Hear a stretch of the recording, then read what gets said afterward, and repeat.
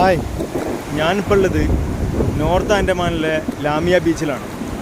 ഈ ബീച്ചിൻ്റെ പ്രത്യേകത എന്ന് പറഞ്ഞാൽ ഇതിൻ്റെ ഒരു തീരത്ത് മുഴുവൻ നിൽക്കുന്ന ഭയങ്കര ഗ്രീനിഷ് ആയിട്ടുള്ള ഫോറസ്റ്റാണ്. പിന്നെ ഇവിടെ രാത്രി കാലത്ത് ഈ ബീച്ചിലേക്ക് ആമകൾ കയറി വരികയും രാത്രി ഇവിടെ ആമകൾ മുട്ടയിടുകയൊക്കെ ചെയ്യുന്നുണ്ട്. ആ കാരണം കൊണ്ട് തന്നെ ഈ ബീച്ചിൽ ആമകളൊരു ഹാച്ചറി കേന്ദ്രമുണ്ട്. ഈ കാണുന്നതെല്ലാം വിരിയാൻ വെച്ചിരിക്കുന്ന ഈ കടലാമേൻ്റെ മുട്ടകളാണ്. ഇതെല്ലാം പൊട്ടിയ മുട്ടകളുള്ള അവശിഷ്ടങ്ങളാണ്. അങ്ങനെ ബീച്ചിൻ്റെ ഉള്ളിലേക്ക് ഗാർഡനിലേക്ക് ഇങ്ങനെ നമ്മൾ കയറി വരുമ്പം ഫുൾ ഗ്രീനറിയാണ്. ഇതും ഈ ആമകൾക്കുള്ള വേണ്ടിയിട്ടുള്ളൊരു വേറൊരു സെൻറ്ററാണ്, ഹാച്ചിങ് സെൻറ്ററാണ്. ഇതിനുള്ളിൽ മുട്ടകളിങ്ങനെ വെവ്വേറെ തരം തിരിച്ച് വെച്ചിട്ടുണ്ട്. നമുക്ക് നോക്കിയാൽ മനസ്സിലാവാം. ഓരോന്നും ഡേറ്റ് വൈസ് ഇങ്ങനെ എപ്പോഴാണ് ഇതിൻ്റെ ഇൻക്യുബേഷൻ പീരീഡ്, എത്ര ടൈമാണുള്ളതെല്ലാം ഇതിലിങ്ങനെ നോട്ടീസ് ചെയ്ത് വെച്ചിട്ടുണ്ട്.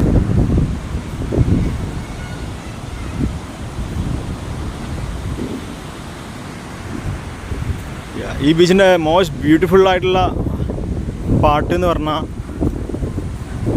അത് ഈ ഗ്രീനിഷ് കാട് തന്നെയാണ്.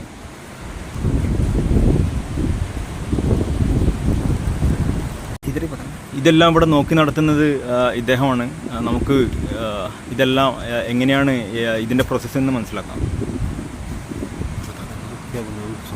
मतलब ये आप कैसे हैचरी कैसे करता है बस से जो कछुआ जो रात को आता है इसको सैंड खोल के खोद के उसको अंडा देता है. तो हम लोग उधर रात को नाइट ड्यूटी रहता है तो हम लोग वो अंडा निकल के उसको सेब में हैचरी के अंदर में रख के उसको दोबारा से डंपिंग करता है उसको सुरक्षा के लिए.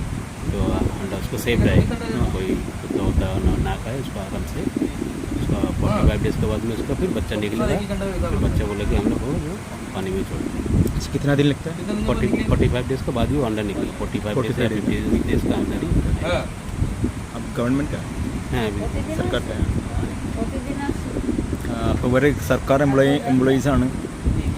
അതായത് മുട്ട ഇട്ട് എന്ന് കഴിഞ്ഞിട്ട് ഇവർ രാത്രിയാണ് ഇത് മുട്ടയിടുക. രാത്രി മുട്ടയിട്ട് കഴിഞ്ഞാൽ 45 ഡേയ്സിൻ്റെ ഉള്ളിൽ പിന്നെ ഒരു മുട്ട ഇട്ടിട്ട് 45 ഡേയ്സിൻ്റെ ഉള്ളിൽ ഹാച്ച് ആവും.